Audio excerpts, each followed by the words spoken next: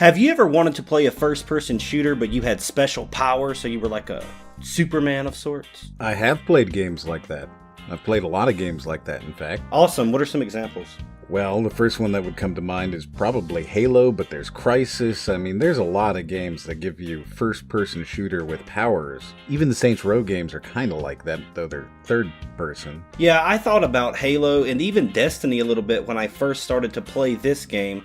This is Power War, the First Men. Hey guys, this is Brax. And this is Moriarty. And aside from feeling like it was Halo or Destiny or one of those games that give you powers, it also had the double jumping, and that made me think of it as well. But the first thing that stuck out above everything else was that this game doesn't look very good graphically. It is an ugly game. Yes, absolutely. The gameplay itself, I didn't really have a lot of problems with at first. I thought that it was boring and there wasn't much to do, but I was able to find out that you can have scopes, so that made it a little better, I guess. But just, it's so ugly. It really is. If I'm to be honest, I could not get into it because of the way that it looked. Even on the highest ultra settings, which are poorly optimized at best, it is still an unattractive game. But on low settings, it's almost unplayable with how incredibly unattractive it is. Right, and what was even more weird about it, it doesn't look good on Epic. It looks better on high than it does if you turn it all the way up, so that was strange. Yeah, the game is poorly optimized and very, very unattractive. And what's weird is that when it's on low, the resolution of the textures is so bad that you actually can't see people in the game world. And this is a multiplayer arena shooter type game where you're doing deathmatch. And to not be able to see the enemies because they just muddy into the Quake brown background, it's just not good. Right. If you'll remember, just for us to be able to do the 1v1, there were times when you would have to say, hey, shoot your gun so I'll know where you are. Like, that's how bad it was.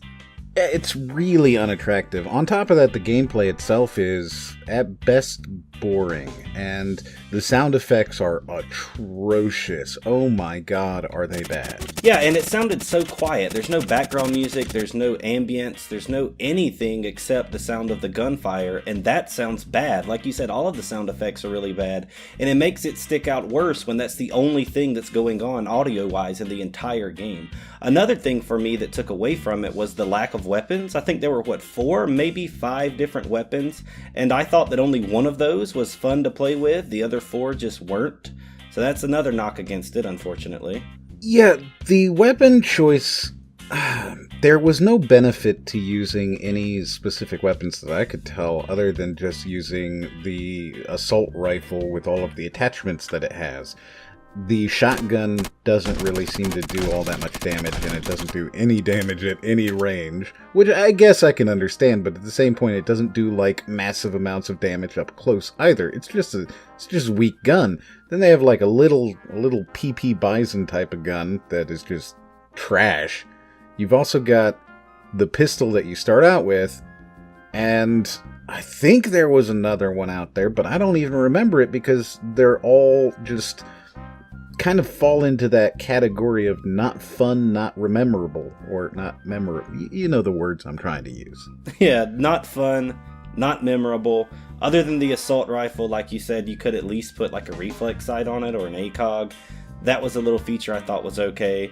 And then we discovered that they do have cloaking, so you can go invisible for a few seconds, but even when you're invisible, you can still see your gun, or you can see your enemy's gun running around on the map, so it's kind of pointless to have the player be invisible when all I have to do is just look at his weapon and I still know where he is. And also, if your crosshair comes across the person while they're invisible or cloaked, you can see their name displayed, like their icon, and again, that made it sort of pointless. The game felt like it really wanted to make a simple, fun, no, take out the buying and the economy and just kind of go out there and shoot people.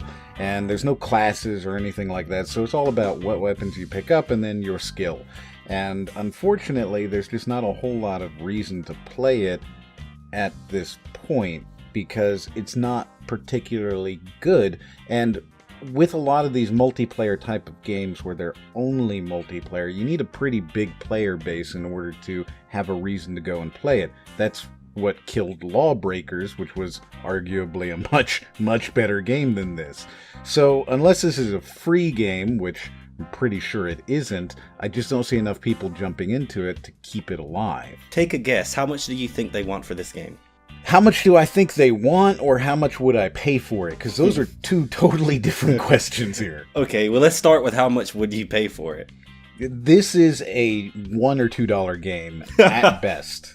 Okay. And I say that because it's just, if it were in its current state, and this is release state, so in its current state, this is a $2 game for me. If it were to be polished a lot, and I mean a lot, maybe it's a $5 game for me. But ultimately, this is a free-to-play. Like, that's what this should be, is free-to-play. Well, get a load of this. They want $20 for this game. This is listed at $19.99. Is that not absurd? That's absolutely insane. Yeah, I can see no way that could be justified based upon what I played with it. It's multiplayer, but we had to create a custom server and do a 1v1 because there's nobody playing it. No, there's nobody playing it. And I don't see that anybody's going to be playing it at $20. I mean, that's an absurd price for this type of game. Oh, man. Like, I'd like to say something nice about it, but I don't have anything nice to say. Right, and that's unfortunate. I feel the same way, but I'm not going to be dishonest. This is honestly how I feel about the game. Like you said, it's multiplayer, and they need more game modes. They need something. Every multiplayer game that I know has more than just deathmatch, and it would be nice if there were classes, something to make it feel special.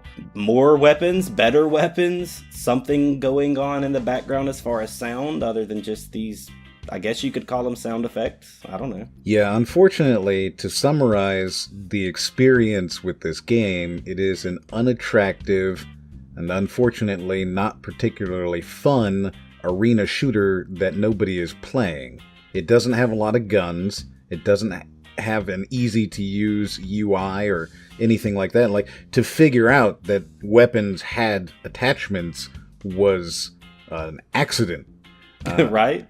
Spawning into the game is not easy to do. They don't even tell you how to do that. Like, you have to go to quit the game and then you'll see that you can spawn. It's incredibly unintuitive. This is just not a ready game. This shouldn't be for sale yet. This is at best an alpha. This is not even beta yet. Yeah, so $19.99 for an alpha is unacceptable, in my opinion. They should have worked on this more before they put it on the market. Maybe, I'm not saying there's not a game possibly going to be here, but there isn't one now, so I can't recommend it, especially not for $20. But if it looks interesting to you guys, you can always check it out on Steam and do your own research. If you enjoyed this video, be sure to look at another one of those videos you see in your face right now. This has been Brax. And this is Moriarty. And we'll catch you guys on the next one.